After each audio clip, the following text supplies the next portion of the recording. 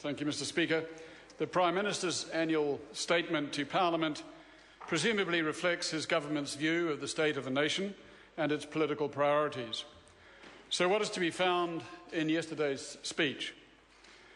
He began by claiming he was re-elected with a plan for a faster growing economy supporting jobs, income and better public services, thereby getting it wrong in the first sentence. His government was not elected simply for that. Its supreme political responsibility is to ensure that New Zealand achieves sustainability, combining social stability with cultural harmony and economic resilience in a world of unprecedented challenge. So what are those global challenges? Let us take stock in 2013. What changed over the first year of the 50th Parliament, not just in New Zealand but around the world? What has occurred in the world is that this world has changed itself. It has moved from a state of global concern to a state of global alarm.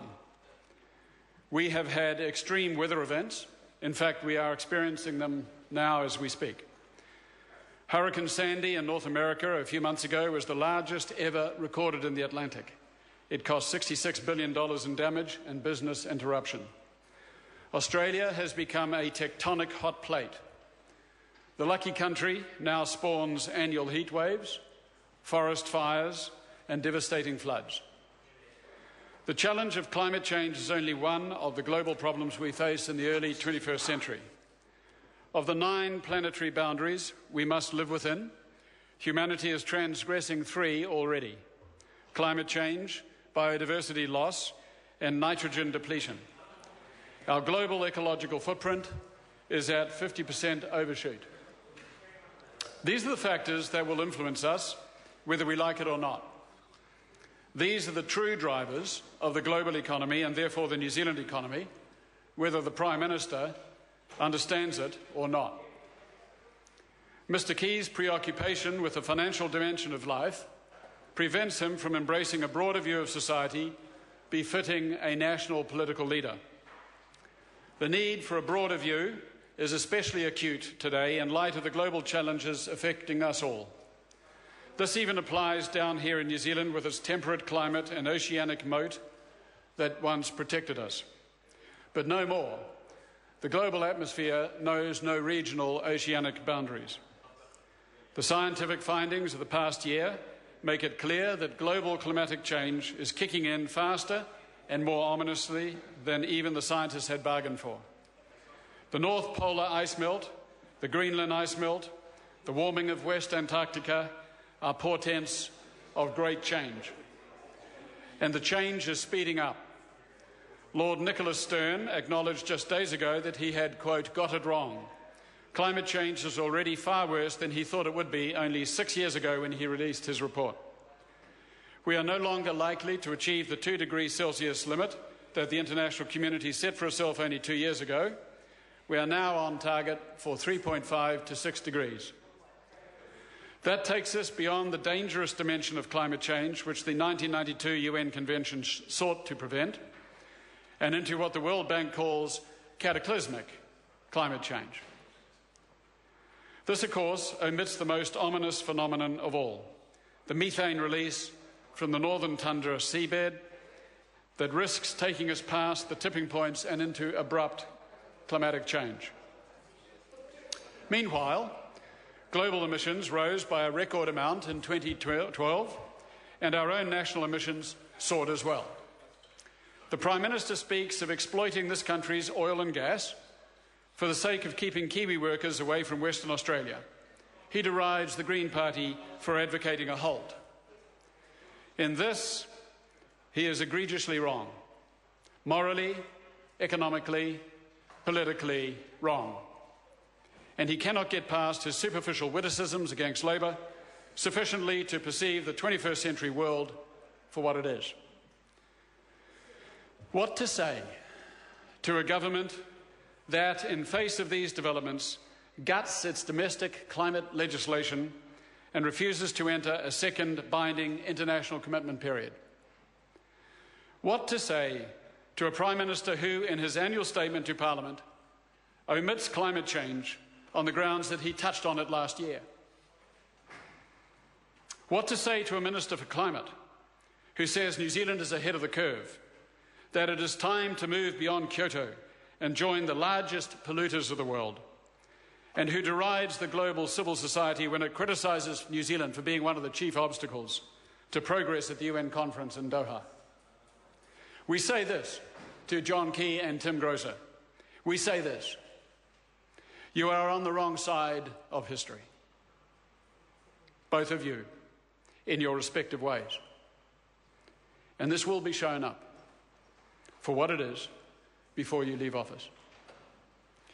You know a government has lost touch with the people when the New Zealand Herald runs an editorial criticising them for a lack of leadership on climate change. John Key acknowledges only a global financial crisis. He cannot see past the dollar sign. Mr. Grosser beyond the WTO. The GFC of 2008 is part of the global economic crisis of the past decade, and that is part of the global ecological crisis of the past half-century. And we are proving unable to handle all of this because we actually have a crisis in global governance. Once we acknowledge the planetary boundaries we are violating, we shall realise we need cooperation to unprecedented extent at the global level. Yet at the international level, which is where we still negotiate, we compete for national advantage. And the global commons suffer, and then so do we all. And at the national level, we continue with adversarial politics as if nothing has fundamentally changed in the past few decades, and we can continue as before. And so, because of our increasingly psychotic state, a mix of dread and fear, we remain unable to change as change breaks around us. The Prime Minister's statement to Parliament yesterday fixated on a forecast of growth, albeit modest and grumpy. His 20th century philosophy will be engulfed by a tsunami of extreme weather and a revolution in political thought before this decade is out.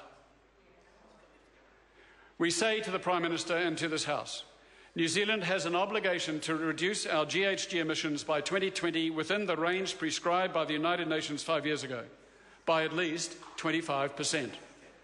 That obligation is a moral, economic, political imperative of our survival, irrespective of what the Prime Minister says about it this afternoon in the House.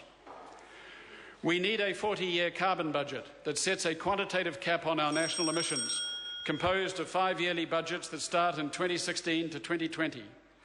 We need either a stronger ETS or a carbon tax, either one reflecting a cost of perhaps $50 a tonne to influence behaviour.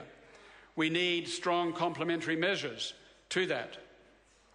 Nobody suggests this will be easy, meeting the climate change head on. Yet we have no choice but to meet the challenge.